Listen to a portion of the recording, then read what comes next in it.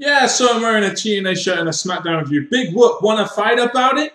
Oh yes, and to all you couples out there, very happy Valentine's Day to you all. Let's just move on, shall we? Please make sure you go check out the D-Line podcast, which I talked about in last week's review. All the links to it and everything will be in the description box below. It's a good listen, and I really am a massive supporter of D-Line, the independent tag team. So please go check them out down in the description box below. It's a good listen, I guarantee you it. So we open the show with Daniel Bryan, Christian, and Sheamus versus The Shield, kind of like the people that did get into the Elimination Chamber versus the people that got screwed out of their chance of being in the Elimination Chamber. I thought that was kind of funny. This match was pretty solid action, as I felt it was throughout SmackDown this week. If you did enjoy your wrestling, you really will enjoy this SmackDown. I thought the booking of the finish was quite interesting as well.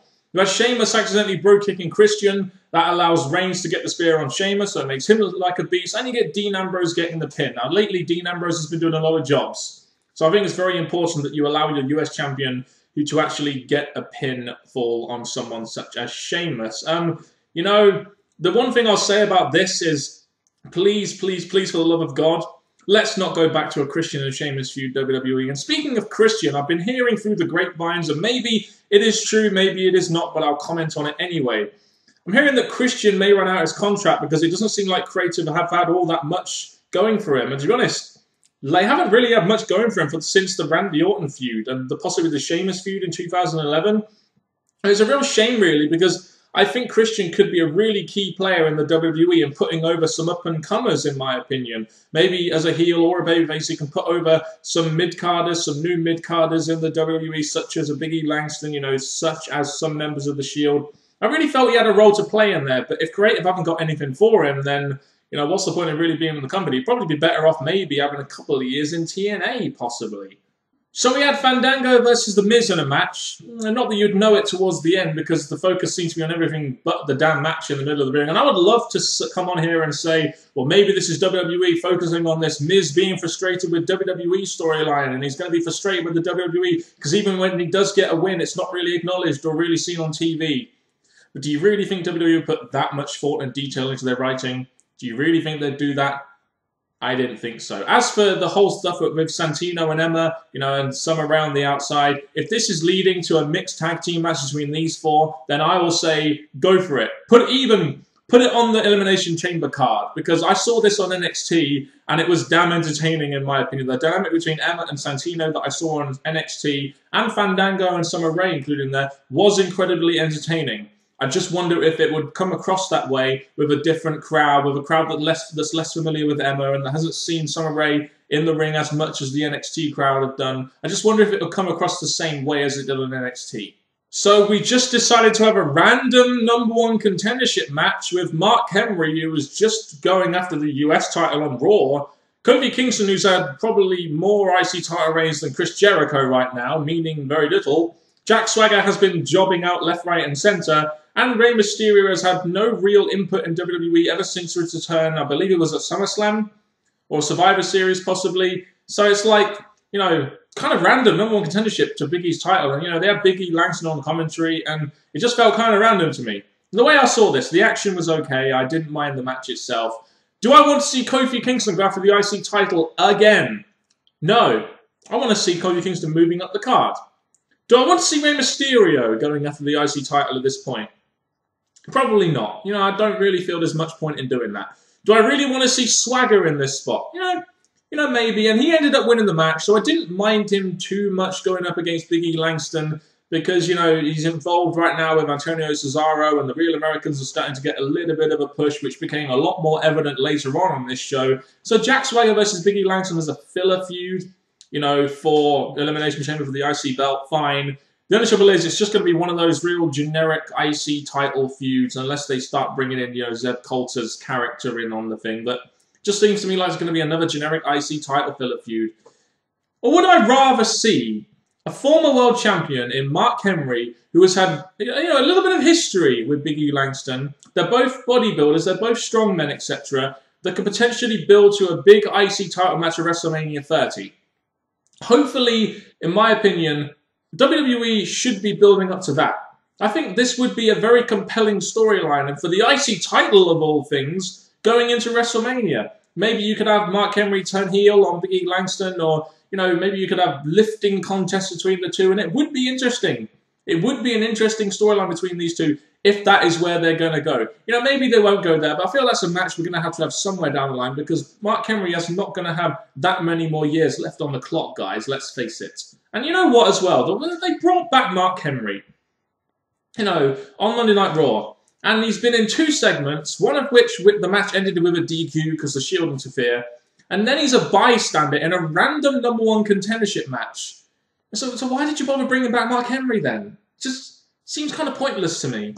So we had an 8-man tag team match on this week's edition of SmackDown. They're really trying to carry on Teddy Long's legacy on this show, aren't they? Holla, holla, holla, player. And we had the Rhodes Brothers and the Usos versus the New Age Outlaws and Ryback.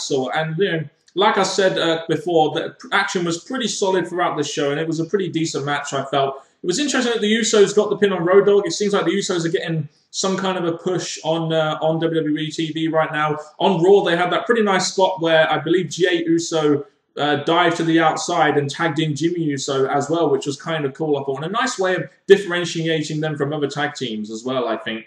And with them getting the win here on Road Dogg, it seems like the Usos will be getting the title shot at Elimination Chamber, which I'm very happy about, because I believe this has been long overdue for the Usos, and this is a big-time spot for them, you know, going up against Billy Gunn and Road Dogg, and they could learn something from these two. And I hope that, you know, this program potentially goes into WrestleMania. Maybe you introduce, you know, Cody Rhodes and Goldust into the mix, you know, I don't really know.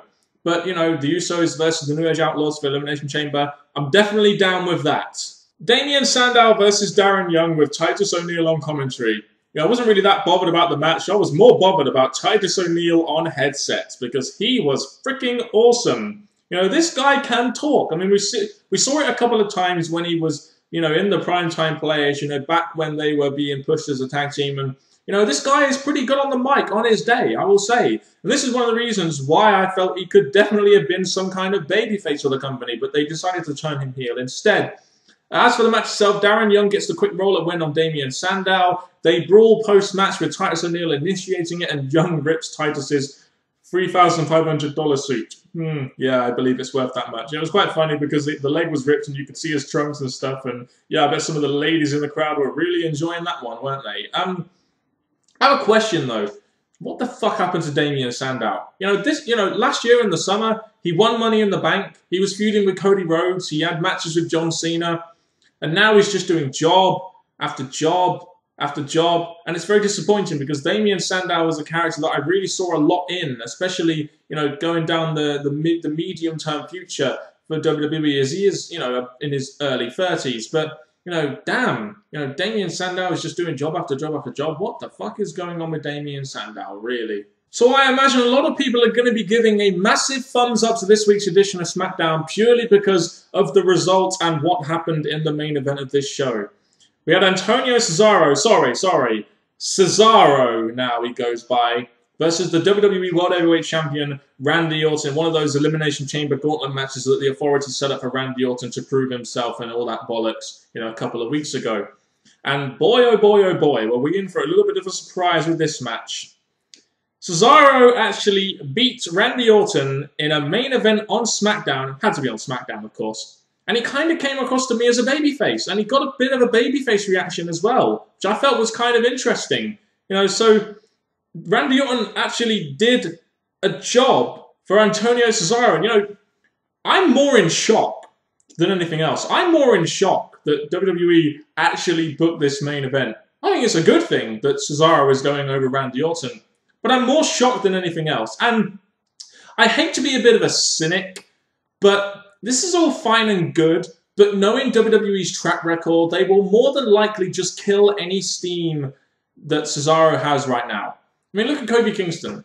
He beat Randy Orton on the edition of Raw, and now what's he doing? You know, pretty much fuck all. So Cesaro is going to be in the Elimination Chamber, and then going into WrestleMania, I doubt he'll actually be involved on the WrestleMania card. So I hate to be a cynic, but if WWE don't back this up, this win over Randy Orton doesn't really mean anything, in my opinion. I'm happy about the result, But please, please forgive me for being just a little bit of a cynic right now. If it plays out like, if it plays out like I think it will, Cesaro just will go into nothingness and, be pointless and it would never have done anything for him. But maybe it won't.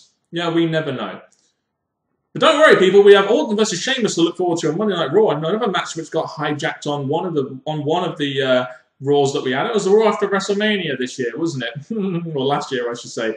That should definitely be interesting. The fans hijacking yet another match. And I'll tell you what, the March 3rd Raw, I believe, which will be in Chicago, will definitely be an interesting watch. As for my overall thoughts on this show, I thought this was a pretty decent SmackDown. Hell, we actually got some matches for the Elimination Chamber now. We've got the main event Elimination Chamber match. We've got the Shield versus the Wyatt family. We've got Alberto Del Rio versus Batista. You might as well just say Batista versus no one, because we all know Batista's going to win that. And now we've got signs of a tag team championship match, which will happen on the show. Will probably happen on the fucking pre-show for all we know.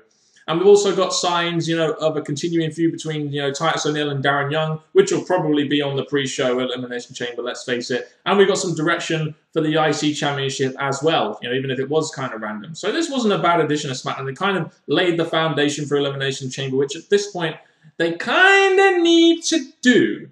So you've just seen me review an edition of SmackDown, and usually I would include some stuff from Raw on there, but there wasn't really too many talking points in this week's edition of Raw. Why? Because Raw was very void of highlights this week, in my opinion. I did kind of watch it in the background, and nothing really gained my attention when I was sort of listening to Raw in the background. And you know what? It's like, when I don't have any Raw highlight talking points, it kind of makes my SmackDown reviews a bit boring, in my opinion.